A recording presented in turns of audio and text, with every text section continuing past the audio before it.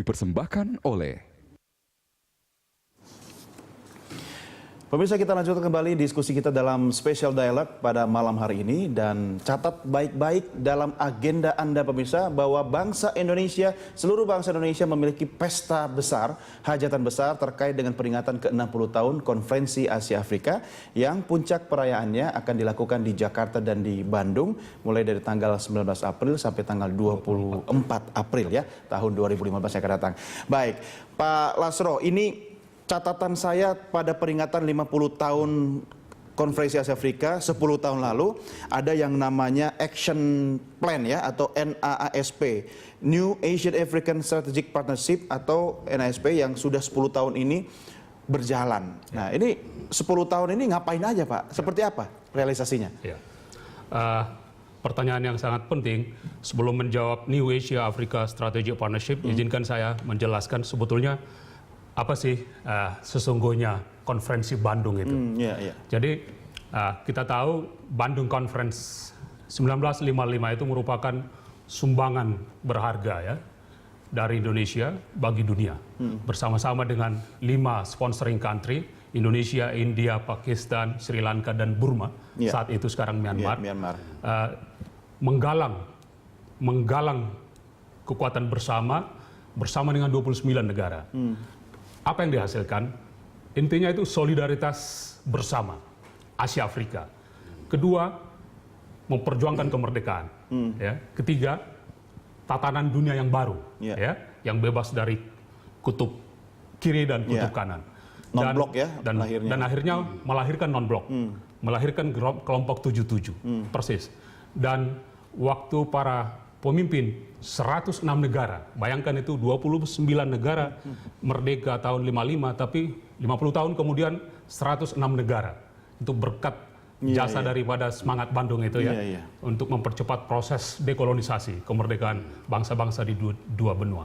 Nah, para pemimpin kita 10 tahun lalu merefleksikan kembali semangat Bandung ini yang masih relevan dan berkomitmen untuk mentransformasikan, Pak Doni, solidaritas itu menjadi kekuatan bersama untuk memperjuangkan kepentingan kekinian. Apa itu kepentingan ekonomi, kepentingan sosial budaya, dan tentu juga memperkuat solidaritas dan kerjasama politik.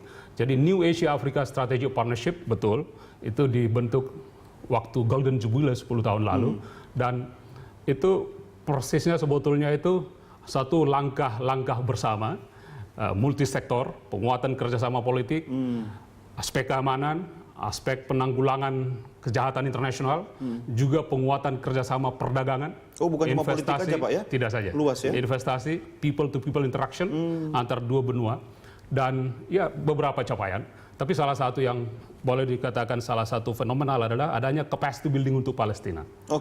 Negara-negara Asia Afrika sepakat dalam Plan of Action itu ada 10.000 warga Palestina diberikan bantuan capacity building, penguatan kapasitas. Dan Indonesia menjadi koordinator dari keseluruhan itu.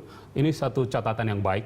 Dan peringatan ke-60 ini juga akan memperkuat lagi komitmen itu.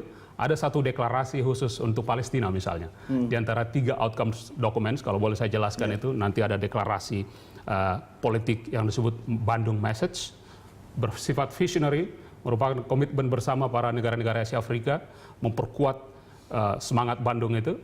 Yang kedua itu adalah reinvigorasi, semacam revitalisasi kembali New Asia Africa Strategic Partnership itu. Dan ketiga, dokumen satu deklarasi mendukung kemerdekaan Palestina. Ini akan dideklar nanti? Akan dideklar kembali. Di puncak di Bandung nanti? Dihasilkan di Jakarta dan nanti akan secara resmi juga dideklar oleh Bapak Presiden kita di Bandung. Nah Prof, posisi Indonesia di kawasan Asia Afrika tentu kan kalau dari banyak sektor tidak mungkin sama ya Prof. Tapi kalau dari sisi teknologi, penguasaan teknologi, kemudian hal-hal yang mungkin bisa dikerjasamakan secara equal, itu bagaimana Anda melihatnya? Apakah selama ini Indonesia sebagai negara yang melakukan transfer of knowledge, memberi atau menerima terhadap di kawasan Asia Afrika? Untuk Afrika sendiri kita sebagai pemberi. Kalau untuk dengan Asia yang lainnya kita ada beberapa yang sama, ada beberapa yang kita menerima. Tetapi khususnya untuk benua Afrika itu secara rata-rata sains dan teknologi kita memberi. terutama di dunia sumber daya alam, pertanian, itu banyak mentransfer. Termasuk inovasi-inovasi Indonesia di dalam transfer tidak hanya teknologi, tetapi sosial dan kemasyarakatannya.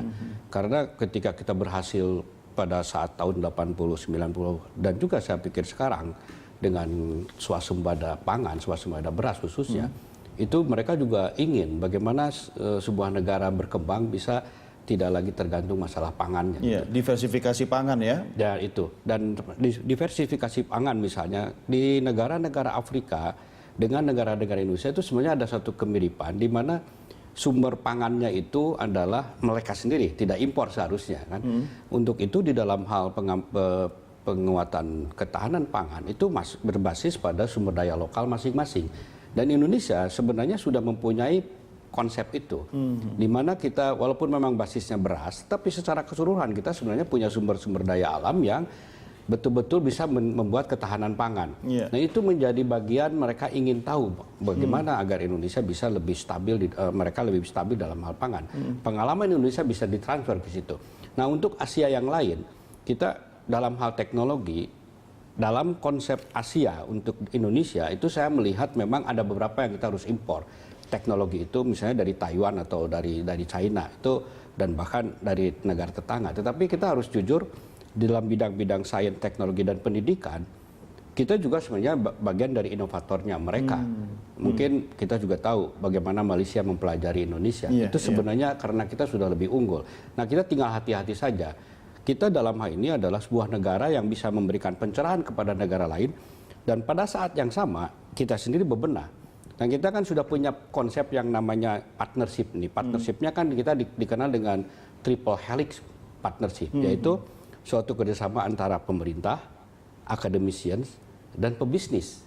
Nah konsep triple helix ini saya pikir harus dimasukkan ke dalam strategic partnership antara Asia, Afrika, ya, di mana Indonesia dengan Asia lainnya sebagai satu helix dan helix yang kedua adalah Indonesia dengan Afrika dari segi konsep globalnya.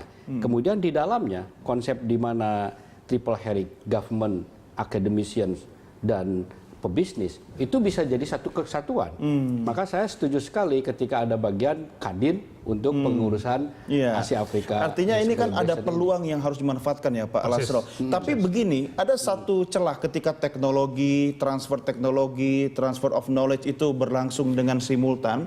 Tapi ada peluang orang-orang yang tidak bertanggung jawab untuk menyisipkan ancaman-ancaman keamanan antar benua ya kan. Apa itu yang menjadi ancaman sekarang seperti terorisme dan seterusnya. Ini pagar pengamannya seperti apa ini Pak? Yang pasti kepentingan kita itu adalah membangun hubungan yang produktif tentu ya, antara benua Asia dan Afrika dan spesifik Indonesia dengan Afrika. Nama Indonesia di Afrika itu cukup memiliki reputasi karena konferensi Bandung. Iya betul. Kita terus memperkuat hubungan ini yang saling menguntungkan itu multifaceted secara menyeluruh. Ya. Attachment atau kedekatan emosional, kesejarahan, kedekatan politik itu kita transformasikan menjadi hubungan-hubungan kerjasama yang konkret. Iya. Tentu perlu waspada dari sisi security ya. Tentu perlu kita hati-hati. Tapi ini tidak menjadi satu situasi yang kita menutup peluang. Tapi ingin saya sampaikan, menyambung Prof tadi, hubungan ekonomi kita dengan Afrika memang trennya sangat positif, tapi peluang potensi mengisi hubungan itu sangat terbuka lebar. Belum optimal dimanfaatkan. Boleh dikatakan belum optimal, tapi itu ada alasannya. Pertama, ya memang pertumbuhan ekonomi kita yang kita nikmati bertahun-tahun ini kan banyak di drive karena domestic consumption. Dan hubungan internasional, kerjasama internasional ekonomi kita banyak terkait dengan partner-partner tradisional, ya ke Amerika Utara, Eropa, Barat, dan Asia Timur.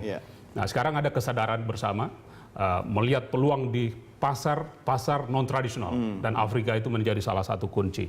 Tapi Pak Doni trennya itu terasa Positif, ya? peningkatannya. Setiap tahun angka perdagangan kita naik 36%. Oh, Iya. signifikan ya? Dan perusahaan Indonesia di Afrika itu ada 20-an investasi, 40-an kalau termasuk yang operasi dalam konteks perdagangan. Tapi ya waktunya untuk terus kita tingkatkan dengan kerjasama yang baik antara pemerintah dengan Betul, dunia ini usaha. juga mungkin tugas kita semua untuk meningkatkan awareness atau mengedukasi publik ya, lebih besar terhadap kawasan Afrika itu sendiri. Di bayangan saya ini Bapak-Bapak sekalian, kalau mendengar kata Afrika, ini beliau direkturnya kan, itu konflik melulu sama kemiskinan gitu kan. Ini juga harus dirubah, ternyata masih banyak negara-negara di kawasan Afrika yang punya potensinya cukup besar ya. Kita lanjutkan di segmen berikutnya, Bapak-Bapak kita break dulu dan pemirsa, kami segera kembali tetap bersama kami, Special Dialog akan segera kembali sesaat lagi.